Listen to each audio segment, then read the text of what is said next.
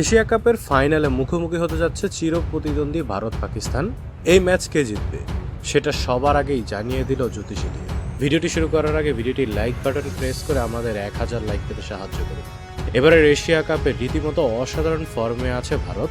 আগামী ম্যাচে তারা এশিয়া কাপের ফাইনালে মুখোমুখি হবে চিরপ্রতিদ্বন্দ্বী পাকিস্তানের। এবারের এশিয়া কাপে দুইবার দেখা হয়েছে ভারত এবং পাকিস্তানের, সেই দুইবারের মধ্যে দুইবারই হেরেছে পাকিস্তান। তবে এইবার কে জিততে পারে? খাতা কলম অনুযায়ী তো সবচাইতে বেশি সম্ভাবনা এই ম্যাচটিও ভারতের জেতার, কারণ রীতিমতো এশিয়ার মধ্যে ভারতের টক্কর দেওয়ার মতো কোনো দল নেই। আবার অপরদিকে দেখতে গেলে পাকিস্তান অবশ্যই চাইবে ভারতকে হারিয়ে প্রতিশোধ নিতে, কারণ গত দুই ম্যাচে অনেক কিছু সহ্য করতে হয়েছে পাকিস্তানকে। এই ম্যাচে ফাইনালটি জিততে পারলে হয়তোবা কিছুটা নিজেদের আত্মসম্মান ফেরাতে পারবে পাকিস্তান, তাই নিজেদের সর্বস্বটা দিয়ে দিবে আশা করছে পাকিস্তান। তবে জ্যোতিষীটিয়া এরই মধ্যে ভবিষ্যৎবাণী করলো যে এই ম্যাচটি কে জিতবে। ভারত এবং পাকিস্তানের মধ্যকার পতাকাতে যখন ছাড়া হলো জ্যোতিষীটিয়াকে, তখন রীতিমতো সবাইকে অবাক করে দিয়ে পাকিস্তানের পতাকাটি তুললো জ্যোতিষীটিয়া।